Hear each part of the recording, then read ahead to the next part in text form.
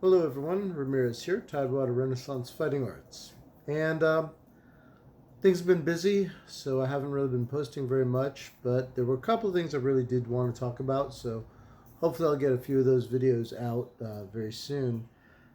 But today I wanted to just take a moment, especially since I've been kind of under the weather, and talk about HEMA in general, whether it's modern stuff, more modern HEMA in the modern era, um, classical weapons or armored or unarmored, some things that are just generally true that we don't talk about a lot.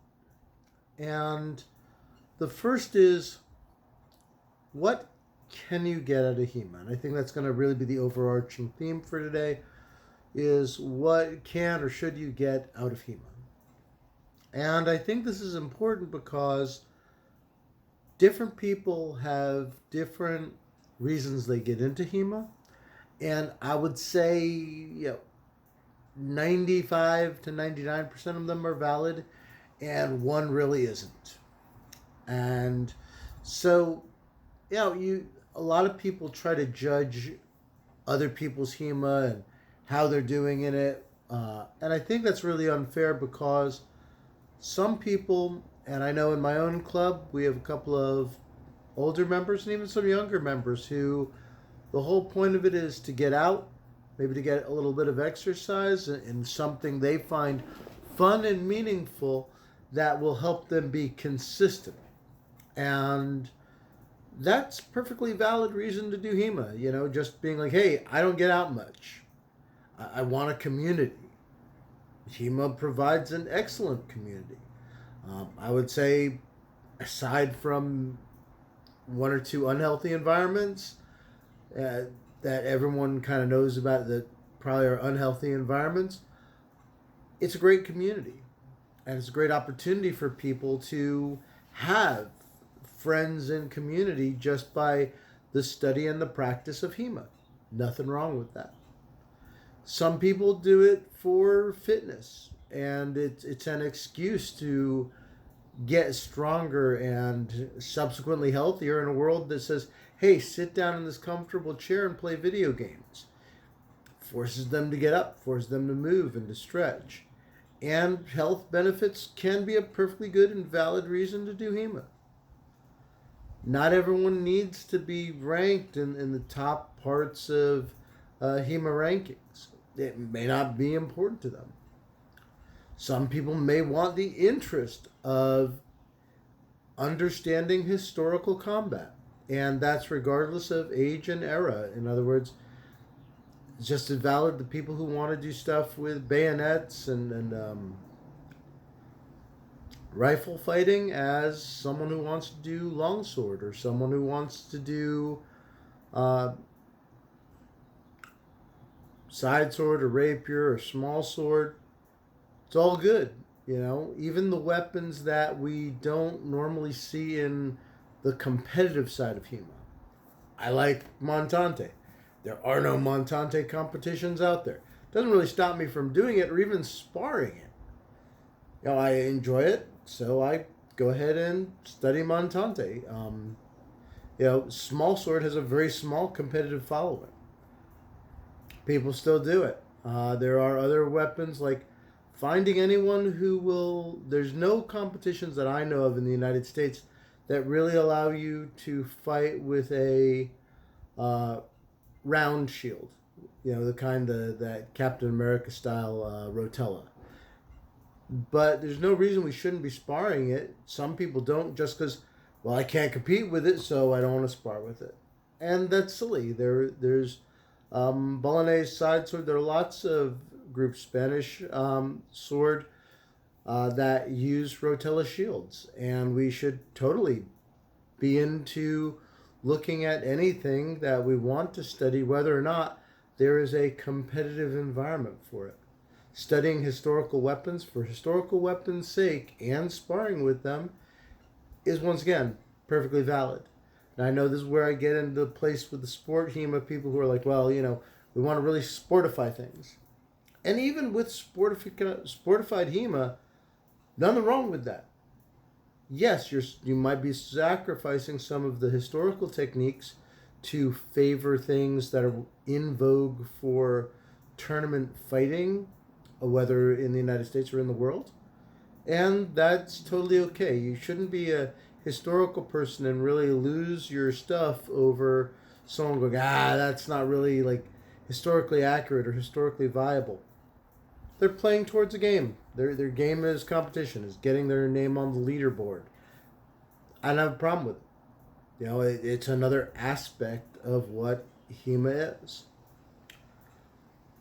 The only thing, and that's where that 95 to 99% is okay, and there's one part that isn't, is the person who says, I'm going to study HEMA to be the greatest. Because truth be told, there's no such thing. The greatest at what? The greatest swordsman who ever lived? Are we really trying to be Inigo Montoya? Because there are a lot of different weapons out there. There are a lot of different weapons forms. And the system of training HEMA will never make you, quote unquote, the greatest swordsman that ever lived, because a lot of us aren't fighting on mountaintops. We're not training to do that. We're not training to fight in the middle of the desert. We're not training to fight in all sorts of extreme weather.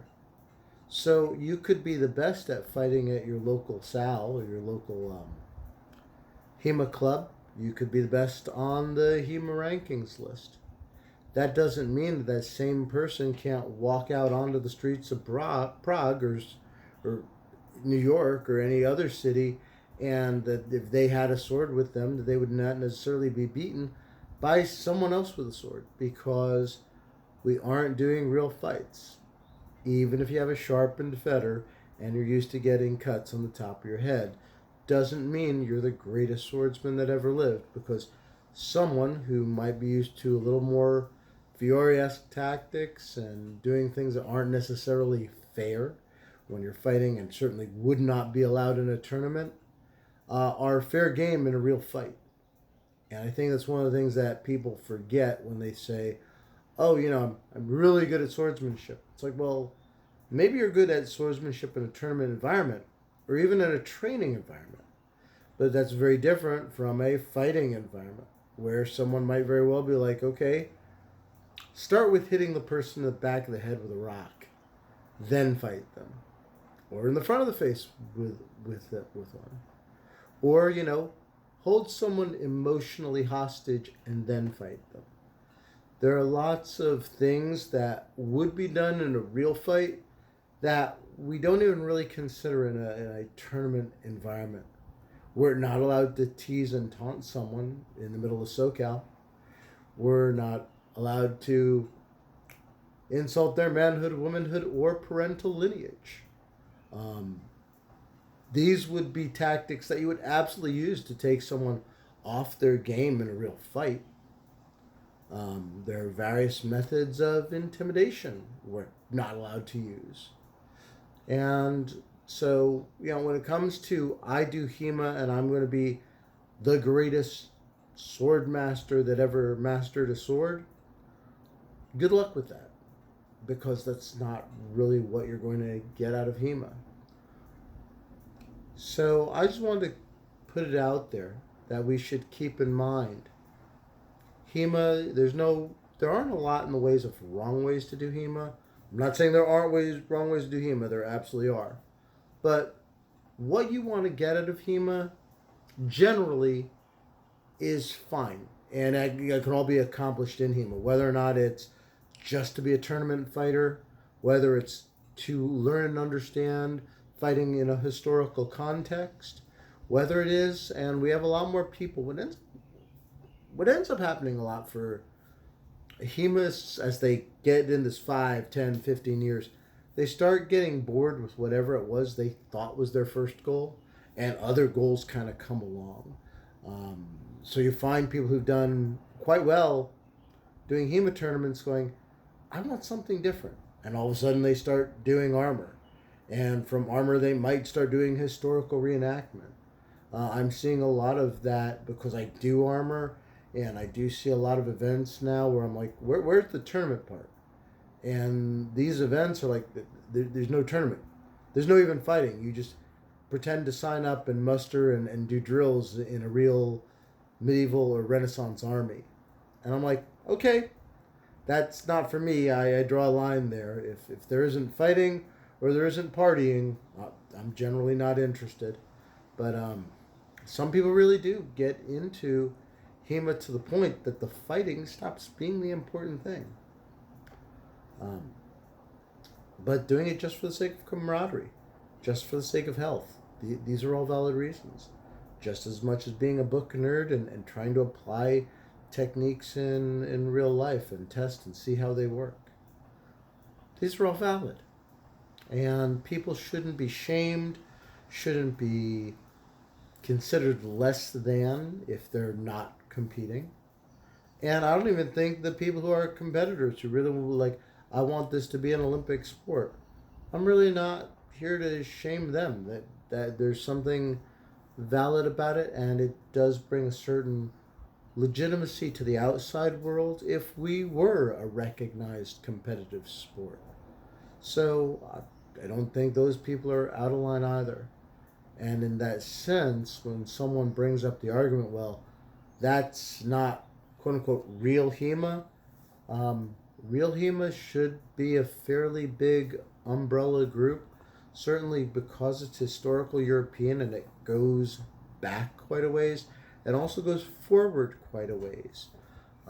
Until we're just shooting guns, that's pretty much where it stops. But guns have been with us throughout the periods of the weapons that we do study. So maybe keep that as an open mind when you say, okay, well, fighting with bayonets on rifles isn't really HEMA. It absolutely is. So modern sabers, all sorts of stuff. And once again, depending on what your club's goals and what your personal goals are, that's all HEMA. It's all good. And we need to kind of keep an open mind about that. So, just some thoughts. If you have any comments or anything, please feel free to leave them in the section down below. Be happy to address anything. And I will see you in the next video.